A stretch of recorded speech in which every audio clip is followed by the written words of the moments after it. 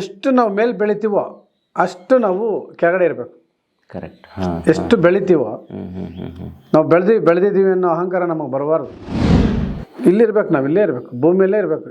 ಇಲ್ಲಿದ್ದಾಗಲೇ ನಮಗೆ ಭಗವಂತ ಇವನು ಎಷ್ಟು ಕೊಟ್ಟರು ಇವ್ನ ಮೇಲಕ್ಕೆ ಹೋಗಲ್ಲ, ಇವ್ನು ಕೊಡೋಣ, ಎಲ್ಲ ಆಪರ್ಚುನಿಟಿ ಕೊಡೋಣ ಅಂತ ಪ್ರಕೃತಿ ನೋಡುತ್ತೆ. ಯಾವ CC ಕ್ಯಾಮ್ರಾ ಬೇಕಾಗಿಲ್ಲ ನಿಮಗೆ, ನಿಮ್ಮನ್ನು ನೋಡೋಕ್ಕೆ.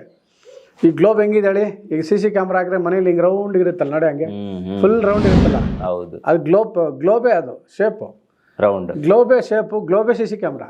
ಕರೆಕ್ಟ್. ಅದು ಅಷ್ಟು ದೊಡ್ಡ CC ಕ್ಯಾಮ್ರಾ ಇದೆ, ನಮ್ಮನ್ನು ಯಾರು ನೋಡಲ್ಲ ಅನ್ಕೋಬಾರ್ದು ನಾವು. ಅದು ಸ್ಕ್ಯಾನ್ ಮಾಡ್ತಾ ಇರುತ್ತೆ, ಇವನು ಏನು ಮಾಡ್ತಾ ಇದ್ದಾನೆ, ಹೆಂಗೆ ಮಾಡ್ತಾ ಇದ್ದಾನೆ, ಯಾವ ರೀತಿ ಇವ್ನು ದುಡಿತಾ ಇದ್ದಾನೆ, ಒಳ್ಳೆ ರೂಟಲ್ಲಿ ಇದೆಯಾ, ಏನೋ ಕೆಟ್ಟ ರೂಟಲ್ಲಿ ಹೋಗ್ತಾ ಇದ್ದಾನ, ಅರ್ಥ ಆಯ್ತಾ? ಅವೆಲ್ಲ ಅದು CC ಕ್ಯಾಮ್ರಾ, ಅದು ಏನು ಎಲ್ಲೂ ಹೋಗಲ್ಲ, ಅಕೌಂಟ್ ಬರ್ಕೊತಾ ಇರುತ್ತೆ ಅದು. ಈ CC ಕ್ಯಾಮ್ರಾ ಎಲ್ಲ ಕೆಲಸ ಮಾಡಲ್ಲ. ಮೇಲೊಬ್ಬ CC ಕ್ಯಾಮ್ರಾ ಇಟ್ಟ ಒಂದು ದೊಡ್ಡದು, ಅದು ಪರ್ಫೆಕ್ಟ್ ಆಗಿ ಕೆಲಸ ಮಾಡುತ್ತೆ, ಕೆಲಸ ಮಾಡುತ್ತೆ. ಲೇಟು, ಯಾಕೆಂದ್ರೆ ಜನಸಂಖ್ಯೆ ಜಾಸ್ತಿ ಇರೋದ್ರಿಂದ ಸ್ವಲ್ಪ ಲೇಟು. ಇವತ್ತು ಇವ್ರು ನೋಡ್ಬಿಟ್ಟು ನಾಳೆ ಅವ್ನು ನೋಡೋಣ, ನಾಳೆ ಇವ್ನು ನೋಡೋಣ, ಸ್ವಲ್ಪ ಒಂದು ಲಿಸ್ಟ್ ಹಾಕೊಂಡ್ಬಿಡುತ್ತೆ.